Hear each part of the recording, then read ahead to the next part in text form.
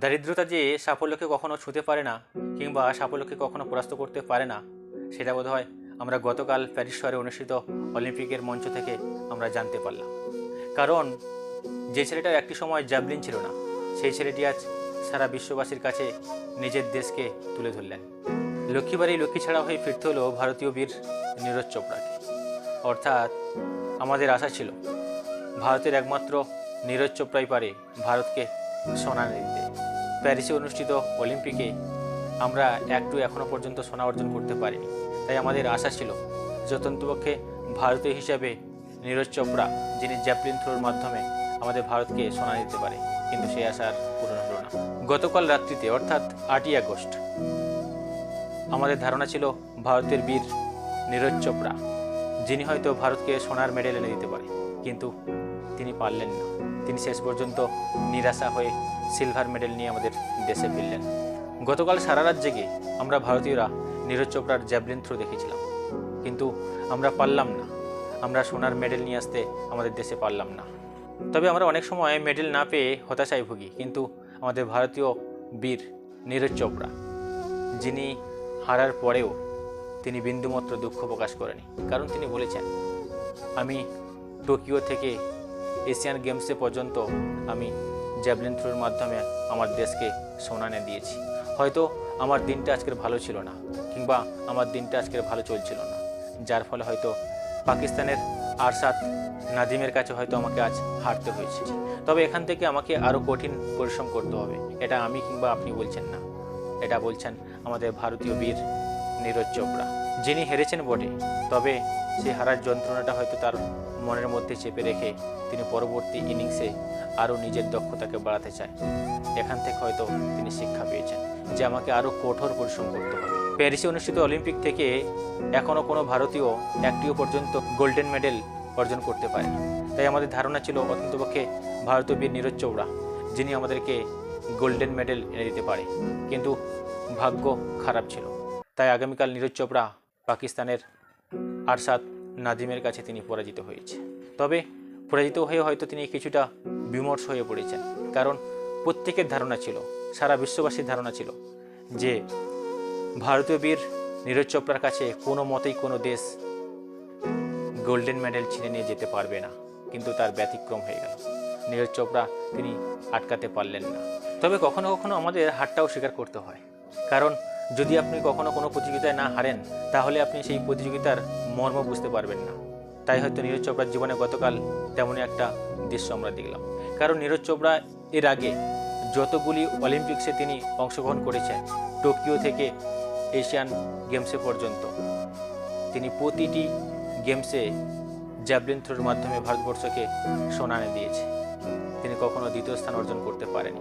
আগামীকাল প্যারিসের অলিম্পিক থেকে তিনি হয়তো ভেবেছিলেন যে আমিও ভারতীয় হিসাবে গোল্ডেন মেডেল নিতে এসেছি, কিন্তু ব্যর্থতা কখনো কখনো আমাদেরকে অনেক কিছু শিখিয়ে যায়, যেটা নীরজ চোপড়া কালকের স্বীকার করেছেন। তবে নীরজ চোপড়া তিনি বলেছেন, পাকিস্তানি প্লেয়ার আরশাদ নাদিমের কাছে আমি হয়তো হেরেছি, কিন্তু এখান থেকে আমাকে বড় শিক্ষা দিয়ে গেল।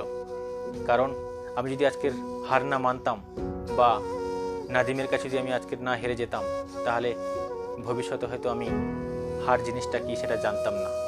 আর এখান থেকে আমাকে আরও 10 গুণ নিজের কঠোর পরিশ্রমকে বাড়িয়ে নিয়ে যেতে হবে।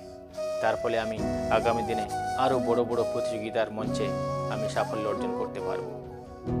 তবে গতকাল প্যারিস অলিম্পিকে জ্যাভলিন থ্রোর হারার একমাত্র কারণ ছিল নীরজ চোপড়ার প্রেসার, যেটা সে নিতে পারেনি।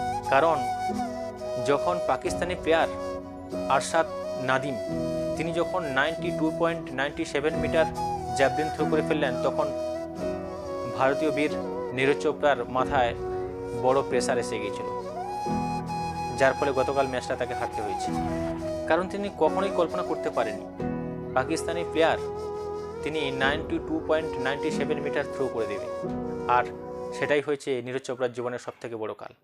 কারণ নীরজ চোপড়া আজও পর্যন্ত তার সর্বোচ্চ রেকর্ড 89.94 মিটার, আর 92.97 মিটার যখন থ্রো করে দিলেন পাকিস্তানি প্লেয়ার, তখন তার মাথায় বজ্রাঘাত।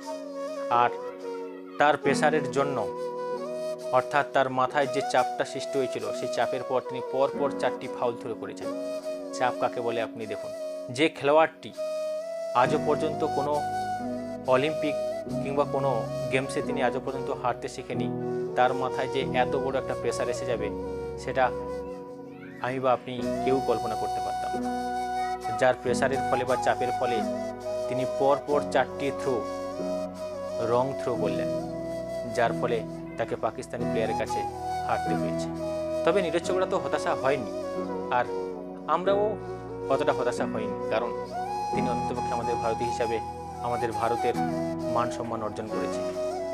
তিনি সিলভার মেডেল এনে দিয়ে আমাদের ভারতের মুখ অবশ্যই তিনি উজ্জ্বল করেছে। প্যারিসের মতন একটা অলিম্পিক, এত বড় একটা মঞ্চ যেখানে পার্টিসিপেট করাটা 4টিখানি কথা নয়, আর সেখান থেকে আমাদের ভারতীয় বীর নীরজ চোপড়া, যিনি আমাদের ভারতকে সিলভার মেডেল এনে দিয়েছে। অবশ্য আমাদের আশা ছিল যে নীরজ চোপড়ার হাত থেকে আমরা অন্ততপক্ষে গোল্ডেন মেডেল পেতে চলেছি, কিন্তু গতকাল নীরজ চোপড়ার ভাগ্য তাকে সাথ দেয়নি, যার ফলে পাকিস্তানের কাছে নীরজ চোপড়াকে হারতে হয়েছে। ধন্যবাদ নীরজ চোপড়া তোমাকে। ভারতবাসী হিসেবে আমরা গর্ব করি, তোমার মতন একজন বীর সন্তান আমাদের ভারতবর্ষের বুকে জন্ম নিয়েছে। তুমি ভারতবর্ষের মান সম্মান বারবার খ্যাতির শিখরে তুলে নিয়ে গেছো। তোমাকে আমরা আমাদের অন্তঃস্থল থেকে স্যালুট জানাই। আগামী দিনের জন্য প্রস্তুতি নাও, যাতে তোমার পারফরমেন্স ভালো হয়। আরও কঠোর পরিশ্রম করো, তুমি পারবে ভারতের মান চরম শিখরে পৌঁছাতে। এই পাকিস্তানি প্লেয়ার আরশাদ নাদিমকেও আমরা ভারতীয় হিসেবে ধন্যবাদ জানাই, কারণ অলিম্পিকের মতো এত বড় একটা মঞ্চ থেকে গোল্ডেন ছিনে নেওয়াটা কম কথা নয়, তাও আবার ভারতীয় বীর নীরজ চোপড়ার মতন একজন প্রতিযোগীকে হারিয়ে।